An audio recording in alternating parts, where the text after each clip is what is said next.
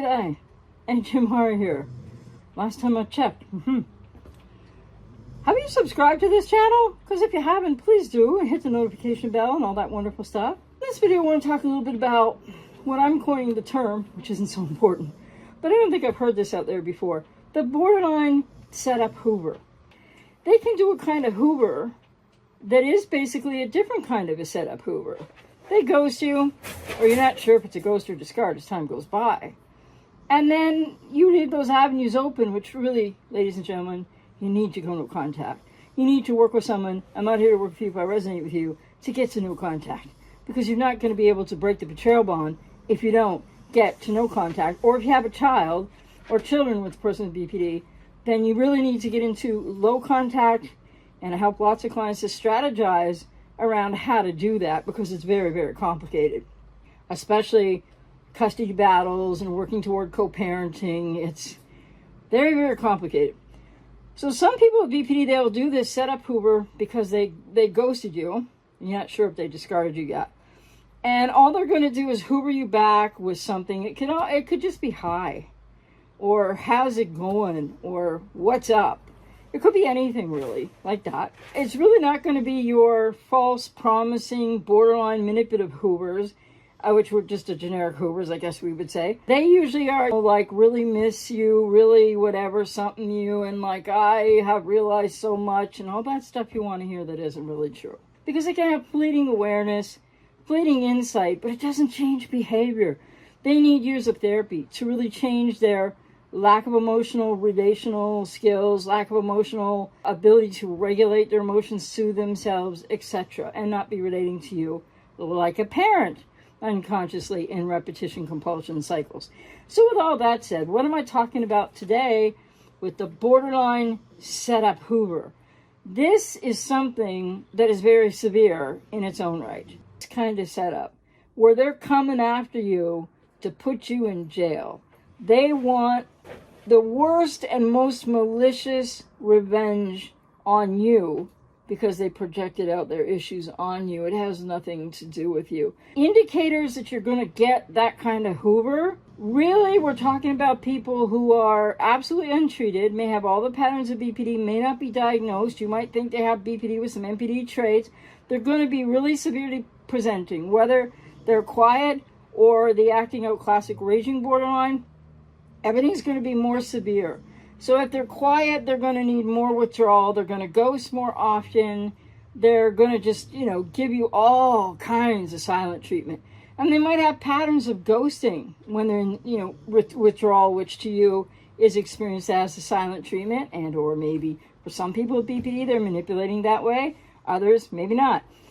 So unlike those kind of setups, what you need to look for in the borderline setup Hoover is how often, and this is more difficult with the quiet borderline for sure, but how often did the person with BPD, while you were in the relationship, how often did they threaten you? There's all the verbal abuse, and there's the emotional stuff, and the manipulation, and blaming you for everything, and projecting stuff out on you, and all of these things, which sometimes they know they're doing what they're doing, sometimes they don't. But what am I talking about with really severely impacted, untreated borderline personality disorder in someone? That they will really be threatening. That you probably had items thrown at you. And all kinds of chaos in the relationship. And you're walking on humongous eggshells. And then when things like they ghost, devalue, split to ghosting, which might be a discard, and you don't know what to do with yourself, and you leave the avenue of contact open, or avenues of contact, and then if they ever get around to hoovering, because remember, not all people with BPD will hoover. And so how might this look with a quiet borderline? It can be very similar in a way, except for the indicators are hard to spot, because some people with quiet BPD will yell once in a while, but not that often.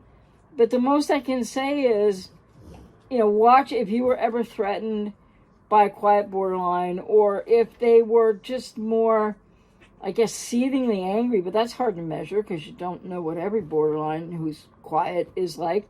But it can even sneak up on people even more. It's another reason. You need to go no contact. I'm going to say that always because other people out there are full of ridiculousness and preying on people at their most vulnerable time, in my humble opinion, that you can win your ex back and just pay them and they'll tell you how. Well, you don't have to pay anybody to try to win your ex back. It's not some super science. But the thing is, you don't win anything if you win your ex back. You just win another trip around the cycle. And it's just like the cycles that lead to the valuation splits faster and faster. And then the borderline setup Hoover is something that I've been working with clients. Like, it hasn't been like every client, but lots of clients in the last couple of years going through this. And some have weren't in session with me. Not that that was the whole thing, because that person still had to make their own choice. And it was still a really difficult choice for them to make. But the thing is, many women, maybe some guys with BPD, but many women are so severely impacted and or whatever might be else going on, but it doesn't really matter, because what matters most is how much you've been threatened in the relationship. But again, the quiet borderline, you might not be able to tell. And what kind of, you might be able to tell by the quiet borderline what they tell you about how they feel about people or family, or you might get an inkling. But the raging, acting out ones that have already thrown stuff at you and up the ante into the physical realm of horrible treatment, and they're making threats, and maybe they've threatened to call the police on you over nothing, or explain to you how they could easily do that if they felt like it, because you're in an argument, whatever. You might not be touching them, but that the truth doesn't matter when they're after this kind of malicious revenge. And they really want this malicious revenge against, the wounding parent. But you are a stand-in for that parent. Idealization in the beginning, you're the good parent never had, the object other parent representation. In the devaluation and after the relationship, ghosting, discard, breakup, limbo, back, forth, on, off, you are the object other. In any devaluation, you are the object other wounding parent representation to them in an unconscious way. So the borderline setup can really, and has had, in my experience, a lot of men ending up getting taken to jail and really having to fight the legal system to clear their names, just because borderline women with this kind of vengeance running through them set you up that way. The setup Hoover comes from the more severely impacted people with BPD, male or female, but predominantly I think females do this with BPD. They might tell you what you want to hear. It might be like really not a lot of words. It can go either way.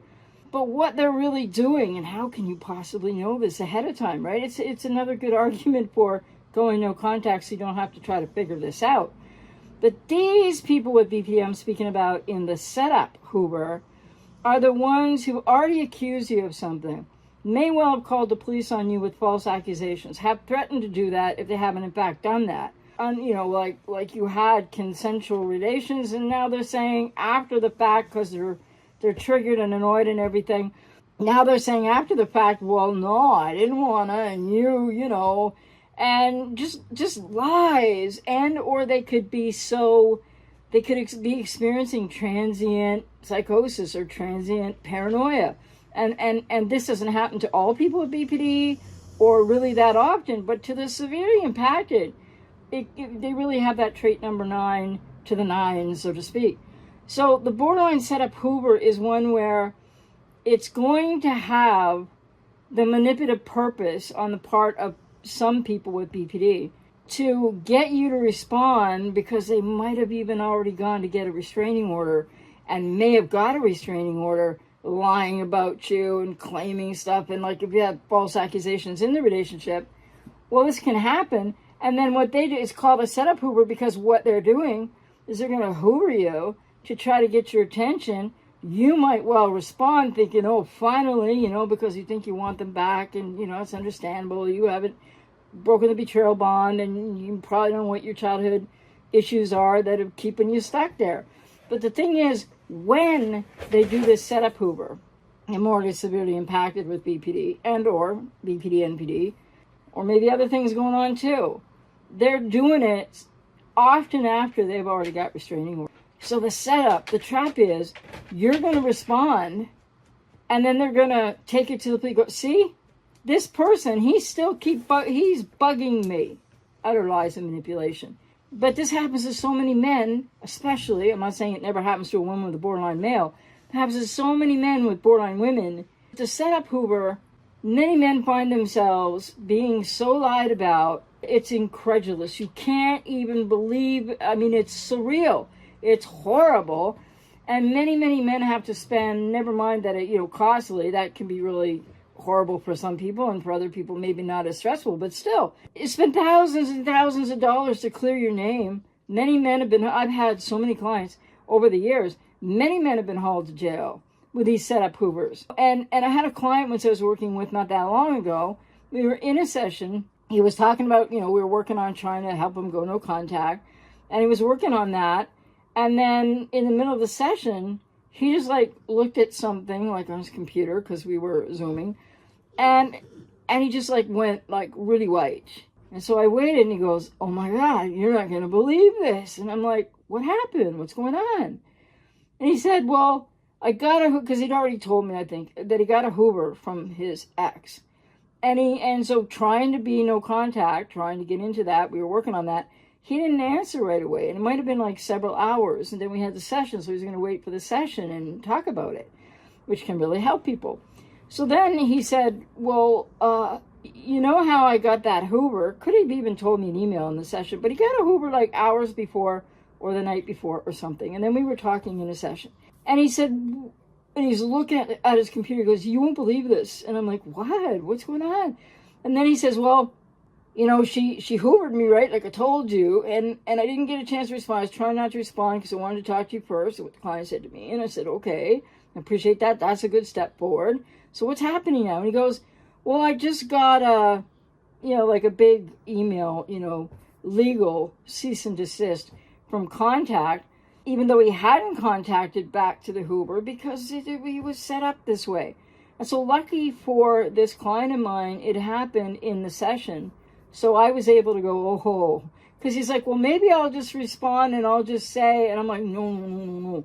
You really need to consult a lawyer. Please don't respond back without consulting a lawyer, because you can't do that really. Once they've said cease and desist, they've already done something. They're already perpetrating the setup of the lies of you did all this stuff to them that so many law enforcement agencies all in the Western world just believe the woman for no reason, with no proof, and the borderline woman in particular, and you'll get hauled off to jail if you respond to that Hoover.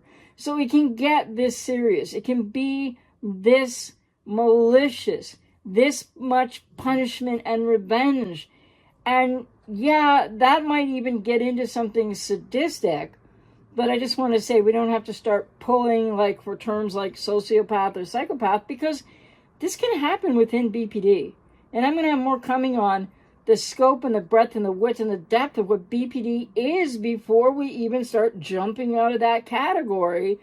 But the point is, the borderline setup Hoover is a real thing. It's not something I can give you 10 indicators because it's so hard to predict. And the way I caught this client that I was in session with, the way that it came for him, he would have stepped into the trap if we weren't talking. And even then, at the end of the session, I was checking in with him, and he's like, "I don't know, this is really hard because I really just want to say, okay, I won't talk to you anymore. I didn't do anything wrong." And I'm like, please don't. And it turned out they had a relative that was a lawyer, and he consulted them, and he took care of himself.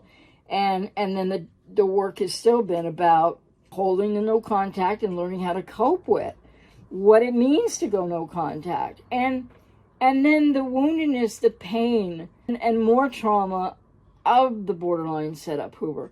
So in this way, I'm talking about this kind of setup where they're coming after you to put you in jail. They want the worst and most malicious revenge on you because they projected out their issues on you. It has nothing to do with you. And often they've already gone and got, as was the case with the client I was speaking to in the session when he got an email from a lawyer, cease and desist. He hadn't spoken to her for, I think it was 6 or 8 months, and there was no Hoover. And then there was one Hoover, and I don't remember if he answered that or not. And then there was more time went by, and then there was this other Hoover, and he didn't respond. And I guess she couldn't wait any longer, or something with her lawyer in her contrived nonsense, with this dangerous nonsense, sent a cease and desist to my client. And if he had responded to that Hoover, he would have been in jail. So be careful. And the reality when they Hoover just in general is that all that they're going to tell you that you want to hear in other types of Hoovers, as general Hoovers, they are not going to be able to change. They are not changed. They are not going to change. It doesn't matter what they tell you. You need to really believe in all that you experienced on the negative side if you're still having cognitive dissonance, and that's all you're going to get again. You need to take care of yourself. People need to go no contact. So the borderline setup Hoover is a specific thing that can be really hard to predict. But like I said, if you've been like threatened with they're going to call the cops, or if they called the cops on you once or twice in when you were in the relationship, if they said they would, if they really talked badly about you in any sort of like devaluation split, let alone ghosting or discarding, to your family, to friends, to people that you know, these are all signs of the intensity and the ability they have to unfortunately act out even more strongly, more maliciously in that way. So the borderline setup Hoover is something that you might not even see coming, especially with a quiet borderline. But there are these intense, threatening, more physicality, more rage, more often. This is what you will have experienced in the relationship. And they are super, super really angry more often than not. And most people with BPD, especially untreated, they have a very negative view of everything in life. Everything comes back to it's all not safe, and they have to defend themselves against every single thing that you say or do or whatever the case is. And so this malicious revenge and punishment is happening a lot more, and I'm not sure why that is.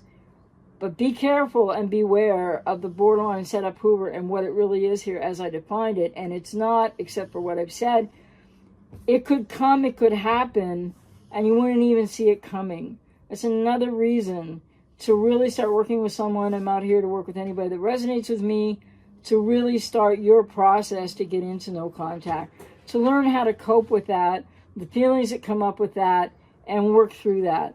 Because I help clients with that too. It's like, once we get that work done, people have to really hold on, sometimes by their fingernails or the edge of no contact, and keep working through a lot of emotions. It's difficult and it's painful, but it's rewarding. And if you keep recycling with a borderline, or you end up in one of these borderline, really severe, malicious setup Hoovers, you're going to be in for an even more, ginormous amount of hurt, pain, and betrayal than you could have ever imagined. And it's really hard to know which person with BPD is going to be capable of this, because certainly all people with BPD aren't and won't do this, but many, many will. And you have to try to figure out, what did you experience in the relationship with the borderline? Ask yourself why you really want them back anyway, because that's about false hope and fantasy, ladies and gentlemen. These relationships do not work out. Watch out that you don't get caught in a borderline setup Hoover.